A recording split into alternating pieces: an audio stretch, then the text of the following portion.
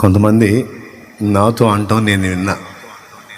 నేను చాలా సంవత్సరాల నుంచి ఆ చర్చికి వెళ్తున్నాను, కానీ నన్ను ఇంకా పాస్టర్ని చేయలే అన్నాడు ఒక ఆయన నాతో.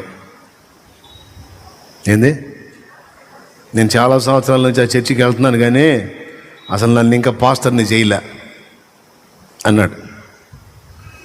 ఈ మాట అన్నోళ్ళు ఒకళ్ళు కాదు, చాలామంది అన్నారు నాతో. నేను నవ్వుకున్నా. కొంతమందితో బయటికి కూడా నవ్వాను, కొంతమందితో మనసులో నవ్వుకున్నా. నిన్ను ఒకడు పాస్టర్ని చేసేది ఏందిరా పిచ్చోడా? అసలు ఆ ఆలోచన ఏంటి?